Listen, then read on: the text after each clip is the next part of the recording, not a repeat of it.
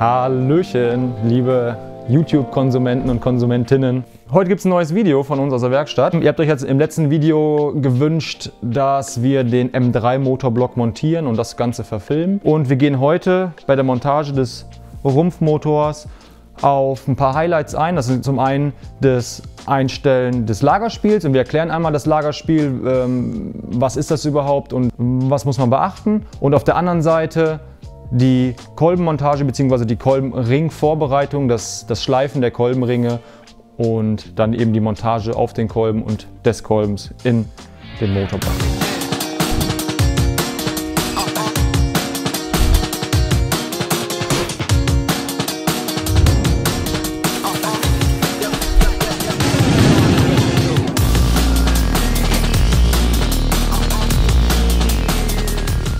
Wir beginnen jetzt mit der Vermessung des Motorblocks. Ich habe hier schon mal die Lagergasse vorbereitet. Die Lagerböcke sind eingeschraubt und mit dem richtigen Drehmoment und dem Winkelgrad angezogen. Das heißt, die Lagergasse, die wir jetzt hier haben, ist ja die Lagergasse, die wir auch im eingebauten Zustand haben. Und wir haben jetzt die Möglichkeit, unser Maß vom Hauptlagerzapfen auf unsere Messuhr zu übertragen, sodass die dann das Spiel im Prinzip anzeigt, und das ist das, worauf wir jetzt auch direkt eingehen. Das habe ich im letzten Video schon gezeigt, wie das genau geht, deswegen jetzt mal im Schnelldurchgang. Die Uhr ist schon eingestellt und jetzt messe ich die Hauptlagergasse in 2 Achsen. Das ist einmal hier die vertikale Achse, da haben wir jetzt hier 6 Hundertstel Spiel, ein bisschen mehr, 6,5 Hundertstel Spiel, und in der horizontalen Achse, nicht 90 Grad versetzt, aber so ziemlich weit wie es geht, und man sieht, hier haben wir fast ein Zehntel, 9 Hundertstel ungefähr, und auf der anderen Seite auch nochmal, und da sind wir ebenfalls bei 9 Hundertstel. Das heißt, das Lagerspiel, was wir vertikal im Lager haben und was wir horizontal im Lager haben, unterscheidet sich, und da gibt es ein Verhältnis, das ist so eine Faustformel, dass man ungefähr sagt, das Lagerspiel in der horizontalen, das heißt in der Breite, muss immer ungefähr 1,5-fach so groß sein wie das Lagerspiel in der Höhe. Und ja, ich demonstriere euch mal gerade, warum das so ist. Jetzt muss ich gerade meine Tafel suchen, da ist sie. Hier sind übrigens noch die Bestellungen von letzter Woche vom Ölpumpenvideo. Also jetzt habt ihr derbe zugeschlagen, ihr habt uns so ein bisschen in Verlegenheit gebracht. Uns einmal kurz leer gekauft, aber wir sind jetzt wieder lieferfähig. Unser Lager ist ein Kreis. So, das ist unser Lagerspiel. Ich sage jetzt mal, das sind unsere 6 Hundertstel, 3 Hundertstel hier, 3 Hundertstel hier. Und an der Seite wird das Lagerspiel etwas größer, um circa das 1,5-fache. Wenn ihr Motorsportlager verbaut, sind die auch immer so gefertigt, dass die Lagerschalen an der Seite im Prinzip auf der horizontalen etwas schmaler gefertigt sind. Denn hier in diesem Bereich entsteht jetzt auf jeder Seite ein sogenannter Ölkeil. Das heißt, wir haben jetzt hier, das ist mal so ein Öltropfen, ist das unser Ölkeil. Hier bildet sich im Prinzip ein Ölreservoir und die Kurbelwelle, die sich darin dreht, zieht das Öl dann im Prinzip immer mit rein, und gehalten wird sie im Prinzip durch dieses Spiel. Also mit diesem Spiel wird sie in der Flucht gehalten, und rechts und links haben wir das Öl, was dann eben schmieren soll. Und je mehr Öl wir da haben, desto sauberer läuft die Kurbelwelle. Wir müssen aber aufpassen, wenn wir natürlich zu viel Spiel haben, fängt natürlich die Kurbelwelle irgendwann an zu arbeiten. Das wollen wir natürlich nicht. Deswegen ist dieses Verhältnis 1 zu 1,5 so das optimale Verhältnis zwischen Lagerspiel in der Achse und das maximale Lagerspiel in der Achse. Ist eigentlich eine einfache Sache. Wenn man das beachtet, dann merkt man auch schon direkt beim Zusammenbau, wenn man die Kurbelwelle dann gleich dreht, das werdet ihr gleich sehen, dann dreht sie direkt weiter, und es ist alles total leicht und genauso wie man es haben will. Ne, die saugt sich nicht irgendwie fest, und man hat irgendwie das Gefühl, irgendwas klemmt da. Das sollte auf jeden Fall nicht so sein, denn die Kurbelwelle ist das Bauteil, was die Hubbewegung der Kolben in eine Drehbewegung umwandelt, und dort wollen wir so wenig Verluste wie möglich haben an Reibung oder ähnliches. Da wollen wir auch keine Schwingungen haben, weil das kostet alles Leistung am Ende des Tages. So, wir haben jetzt unsere Lagergasse komplett durchgemessen, beziehungsweise auch gleich den ganzen Block vermessen. Wenn wir Motoren aufbauen, dann nutzen wir immer hier so ein Messprotokoll. Das ist einmal die Kurbelwelle, die Pleuelstange und auf der anderen Seite die Zylinder und die Nockenwelle. Die Nockenwelle haben wir jetzt hier noch nicht vermessen, weil so weit sind wir noch nicht. Können wir gerne vielleicht auch mal ein Video drüber drehen, was im Bereich des Zylinderkopfs wichtig ist an Lagerspiel und so weiter. Aber unsere Kurbelwelle müsste jetzt mechanisch laut diesem Messprotokoll, was wir gemessen haben, perfekt in diesem Block laufen. Die läuft rund und das Lagerspiel ist überall richtig eingestellt. Wie stelle ich das Lagerspiel ein? Ich kann natürlich vom Zapfen noch was runterpolieren, wenn ich zu wenig Spiel habe. Oft ist es halt so, dass serienmäßig die Lagerspiele so auf 2-3 Hundertstel eingestellt sind. Das ist ein bisschen wenig. Wir sagen eigentlich immer so pro Zentimeter Zapfendurchmesser 1 Hundertstel Spiel. Dann seid ihr auf der sicheren Seite und das läuft alles wunderbar.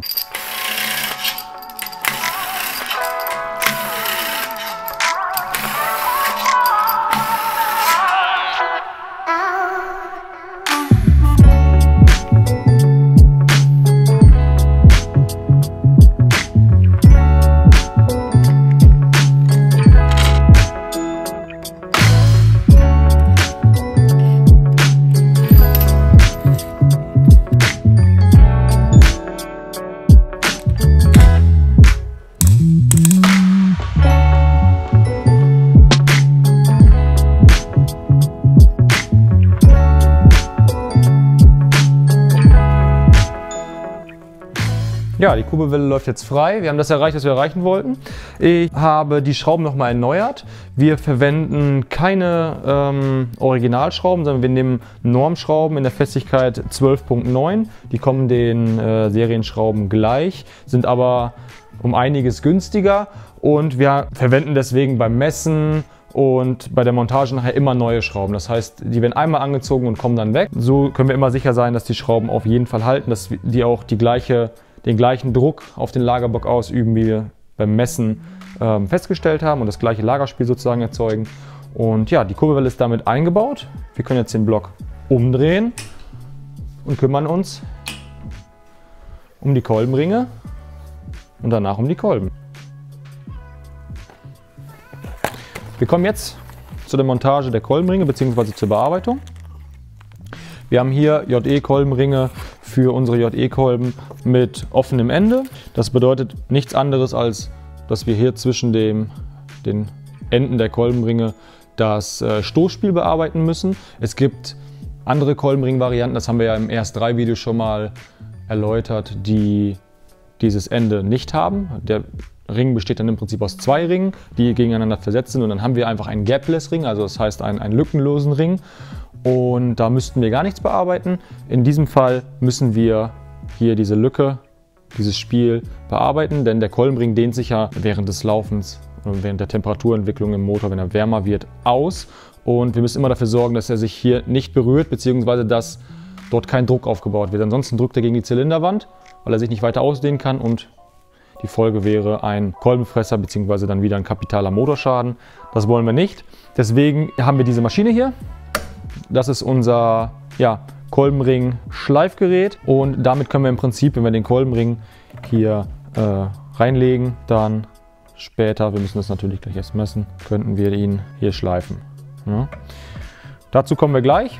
Als erstes müssen wir uns entscheiden, was für ein Spiel wir denn überhaupt fahren wollen. Bei so einem Saugmotor wie bei dem M3 entscheide ich mich jetzt für ein relativ geringes Spiel, denn die Temperaturentwicklung in so einem Motor ist nicht so hoch, wie es bei einem Turbomotor zum Beispiel ist. Deswegen nehmen wir jetzt hier die 0,0045 Inch für den Topring und die 0,005 Inch für den zweiten Kompressionsring. Und wir rechnen das eben um in Millimeter. Was passiert, wenn das Spiel zu groß ist? Ist erstmal so nicht schlimm. Das heißt, mechanisch gesehen passiert nicht ganz so viel. Das Problem ist aber, dass die Verbrennungsgase, die bei der Explosion entstehen, am Kolbenring im Prinzip vorbeigehen und ins Kurbelgehäuse gelangen. Das nennt man einen sogenannten Blow-by-Effekt, und der führt im Endeffekt dazu, dass der Kurbelgehäusedruck steigt und ihr dann über eure Entlüftung sehr hohen Druck aufbauen müsst, und da ist dann auch meistens Öl dabei. Das heißt, die Motoren verbrauchen dann Öl, nicht über die Kolbenringe, sondern oft über die Kurbelgehäuseentlüftung, was dann wieder zurück in den Ansaugtrakt geführt wird und dann eben verbrannt wird. Um das eben zu umgehen, stellen wir das Spiel richtig ein. So, das Stoßspiel haben wir jetzt umgerechnet auf Millimeter. Wir nehmen hier 40 bis 45 Hundertstel als Stoßspiel. Dazu bauen wir die Kolbenringe ganz normal in den Zylinder erstmal ein. Wir stecken den hier so rein und mit unserer Distanz, mit unserem Distanzwerkzeug bringen wir den dann wirklich parallel zur Planfläche ein. Jetzt sehen wir hier, ist der Stoß vom Kolbenring. Und da können wir hier diese Stoßspiellehre reinschieben und sehen dann, dass wir so 25 Hundertstel schon an Spiel haben. Ja, wir haben da 20, so 2 Zehntel und geht so auf 25. Muss allerdings dann natürlich jetzt noch ein bisschen geschliffen werden. Beim Schleifen ist zu beachten, dass der Stoß parallel zueinander geschliffen wird. Das heißt, wenn wir den jetzt hier oben zusammendrücken, dann darf da keine Lücke entstehen. Wenn wir die jetzt irgendwie spitz schleifen würden oder ähnliches, wäre das nicht vom Vorteil. Also wäre sehr, sehr doof. Deswegen halte ich den immer ins Licht und schaue erstmal, ob der überhaupt parallel geschliffen ist. Das ist er. Das Teil zu schleifen haben wir hier so einen Anschlag. Spannen den hier ein. Dann fange ich ganz vorsichtig an zu schleifen, indem ich hier mit dem Rädchen zustelle.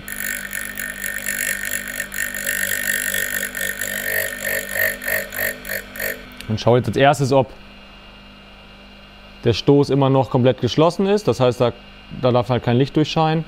Sonst haben wir im Endeffekt nachher schräg geschliffen, aber das sieht ganz gut aus. Ja. Je nachdem, wie groß der Kolbenring ist, muss man hier den Winkel, wie der Kolbenring im Prinzip zur Scheibe steht, ein bisschen ändern. Das passt schon ganz gut. Setzen wir den wieder ein. Und schauen mal, was wir runtergenommen haben. Dürfte nicht allzu viel gewesen sein. Ja, sind immer noch bei 25, ein bisschen mehr vielleicht. Der Topring bekommt immer ein bisschen kleineres Stoßspiel wie der zweite Kompressionsring, also der Second Ring. Das liegt einfach daran, dass der dicker ist, mehr Wärme aufnimmt. Der ist auch dafür da, die Wärme auf die Zylinderwand zu übertragen. Das ist eigentlich eine der Hauptaufgaben dieses Rings. Und daher dehnt er sich auch natürlich mehr aus und deswegen braucht er ein bisschen mehr Spiel, nur so am Rande. So, jetzt haben wir hier genau 40 Hundertstel. Das heißt, der Ring ist fertig. Machen wir jetzt die anderen 11 Stück noch fertig.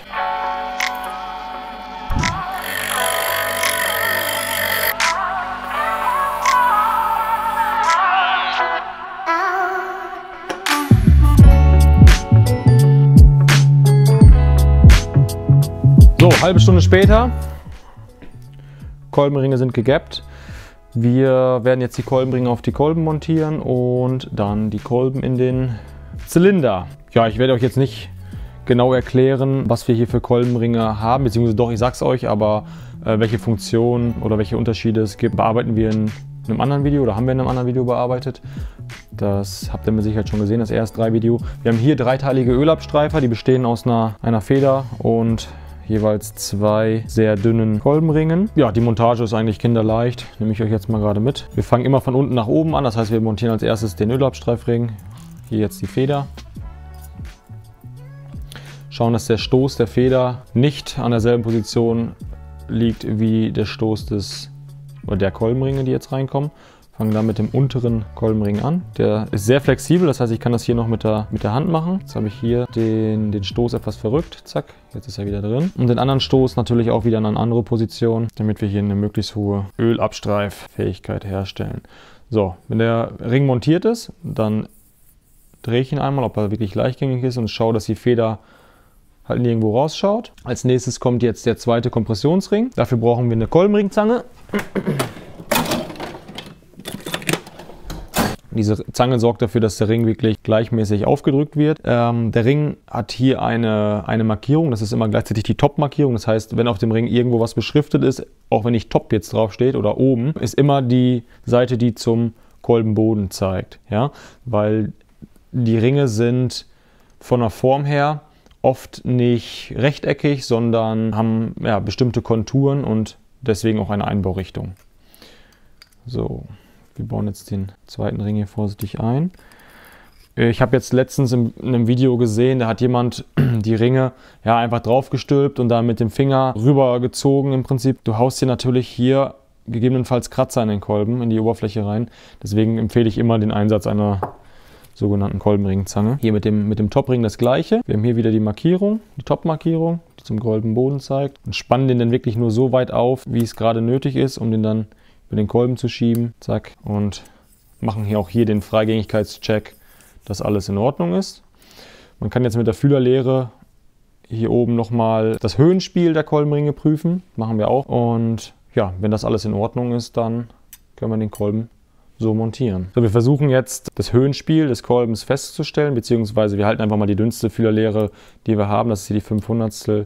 Versuchen wir zwischen Kolbenring und Kolben zu schieben. Das ist hier nicht möglich. Das ist auch gut so, denn der Kolbenring soll wirklich zwar leichtläufig, aber mit möglichst wenig Spiel im Kolben montiert sein. Wenn ihr hier die Fühlerlehre reinkriegt oder vielleicht ein Zehntel sogar Spiel habt, dann habt ihr nachher ein Problem, dann habt ihr diese klassischen Ringstegbrüche, dann bricht hier zwischen dem Kolben zum Beispiel der Ringsteg weg, weil ja, der Kolbenring die ganze Zeit die Auf- und Abwärtsbewegung des Kolbens mitmacht, beziehungsweise in der Nut mitmacht und dann bricht sie einfach und dann habt ihr einen Ölverbrauch, Blow-by, keine Kompression und ja, das wäre zu schade, dafür ist der Motor einfach zu teuer, dass man den dann nach, keine Ahnung, einem Jahr wieder auseinanderreißt, weil man darauf nicht geachtet hat. Denn es kann natürlich auch sein, dass im Werk irgendwie mal was schiefgelaufen ist, ihr falschen Satz Kolbenringe dabei gekriegt habt. Das ist halt immer so ein extra Karton. Die sind halt noch nicht montiert, wie man das bei Standardkolben kennt. Und deswegen ist immer die beste Prämisse, alles selbst zu prüfen. Dann kann man auch zu 100% sagen, dieser Motor muss mechanisch funktionieren, wenn ich alles überprüft habe. Dann, wenn ich alle Bauteiltoleranzen kenne, muss dieser Motor funktionieren. Und das ist einfach wichtig und so sollte man dann auch immer an so eine Sache rangehen.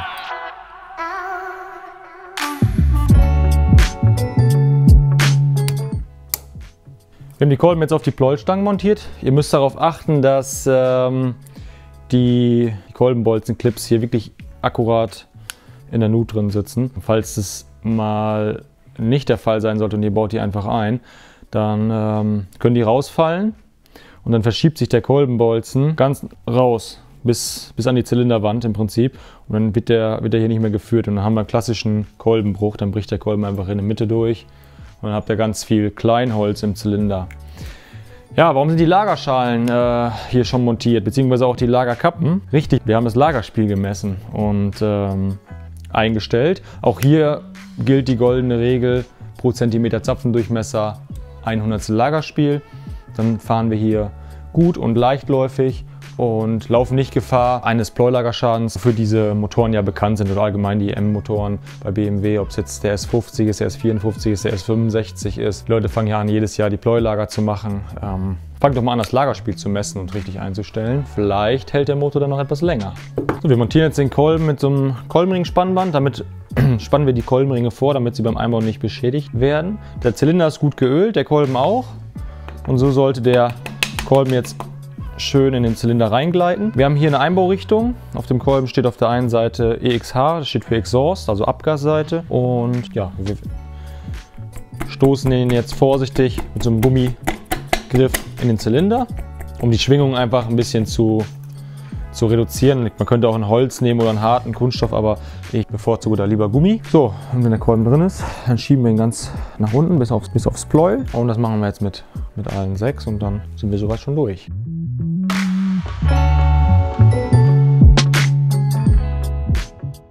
So, nachdem die Kolben jetzt eingesetzt sind, müssen wir nur noch unsere Lagerkappen montieren.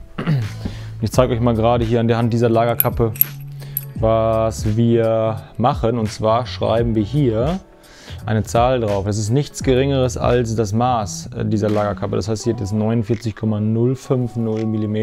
Das gleiche Maß, beziehungsweise das ist jetzt das Maß des Lagers im Prinzip. Und das Maß des Zapfens steht auf der Kurbelwelle. Das heißt, wir können immer und überall nachvollziehen, wie viel Lagerspiel wir hier verbaut haben. Auch wenn das Auto schon irgendwie 10 Jahre im Einsatz ist oder nach, weiß ich nicht, wie viel Einsatzzeit zurückkommt. Sollte denn doch noch mal irgendwas sein, können wir immer sagen, okay, das haben wir eingestellt. Und ja, das ist eine coole Sache. Wir montieren jetzt erstmal die Schrauben hier vor. Wir haben jetzt hier so ARP, hochfeste Schrauben. Die ziehen wir jetzt kurz einmal gleich vor mit ein paar Newtonmeter und dann werden wir die festziehen. Ja, wir haben jetzt die Pleuelstangen ordnungsgemäß montiert. Ja, im Prinzip sind wir jetzt fertig mit der Rumpfmotormontage. Das Video ist auch schon wieder sehr lang und ausführlich geworden. Deswegen werden wir den Kopf in dieser Episode jetzt nicht montieren. Die Kolben sind montiert. Wir checken jetzt noch einmal, ob wir irgendwelche unangenehmen Geräusche wahrnehmen können, die auf eine schadhafte Montage der Kolbenringe schließen lassen. Ja, sieht super aus. Der Rumpfmotor ist fertig montiert. Der Tag ist auch schon wieder um. Es ist eine Menge Arbeit, wirklich nicht nur den Rumpf zusammenzubauen, sondern auch noch für euch so zu dokumentieren, dass ja, was Cooles bei rumkommt. Ich hoffe, ihr fandet es cool und lasst einfach mal ein Abo da. Und ja, sagt es auch ruhig weiter. Wir freuen uns über jedes Feedback, was ihr uns gebt oder auch Ideen für die Zukunft, was wir für euch abfilmen sollen. In dem Sinne, haut rein, bis dann.